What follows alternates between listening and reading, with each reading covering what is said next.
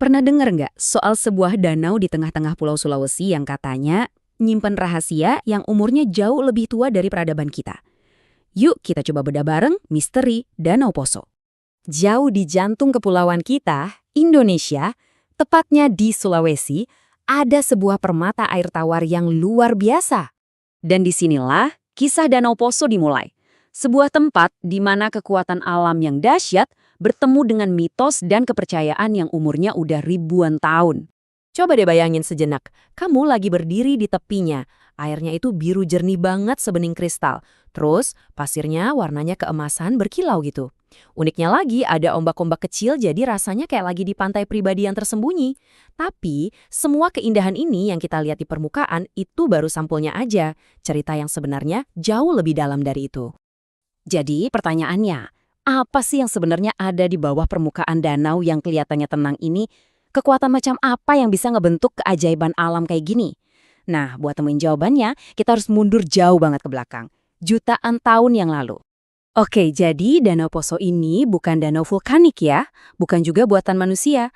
Danau ini lahir dari kekuatan bumi itu sendiri, makanya disebut danau tektonik. Gampangnya gini, bayangin aja lempeng bumi di bawah sana itu retak dan geser di sepanjang sesar Poso Barat.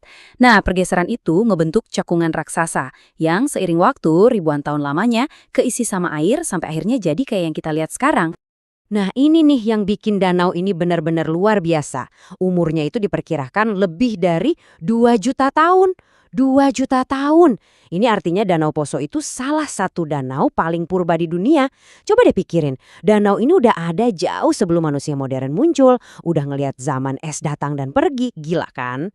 Selain umurnya yang tua banget, danau ini juga dalam banget. Kedalamannya itu bisa sampai 450 meter. Biar kebayang, itu sama aja kayak kamu numpuk gedung 150 lantai. Gak heran kalau danau ini jadi danau terdalam ketiga se-Indonesia. Dan dasarnya, wah itu masih nyimpen banyak banget rahasia yang mungkin belum kita ketahui. Oke, itu tadi dari sisi sains ya. Tapi jauh sebelum para ahli geologi datang dan meneliti, masyarakat lokal, suku Pamona, udah punya cerita mereka sendiri. Dan bagi mereka, danau ini bukan cuma sekedar air, tapi pusat dari dunia spiritual mereka. Jadi, ada beberapa legenda yang menarik banget.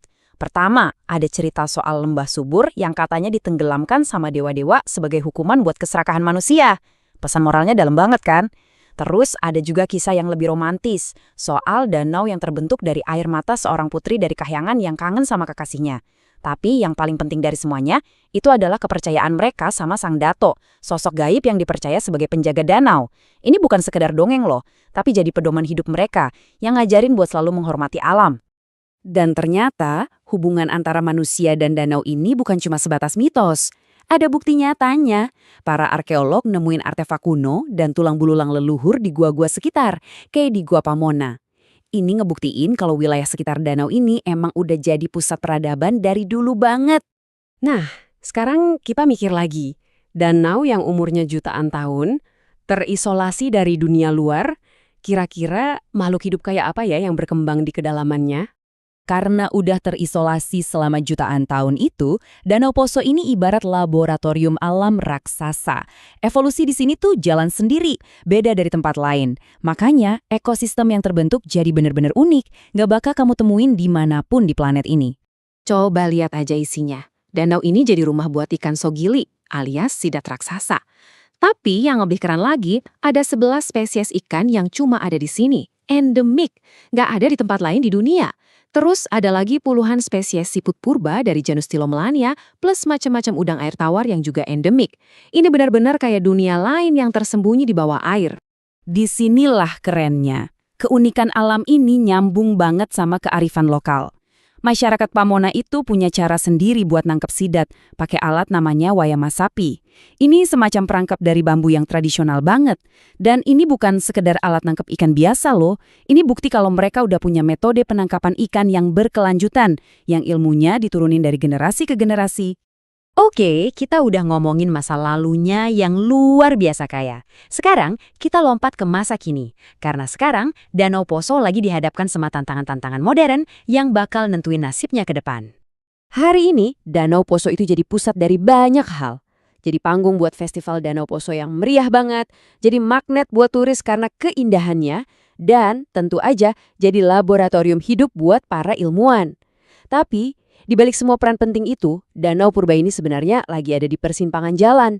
Ada ancaman lingkungan yang serius banget yang bisa aja mengubah semuanya. Selamanya.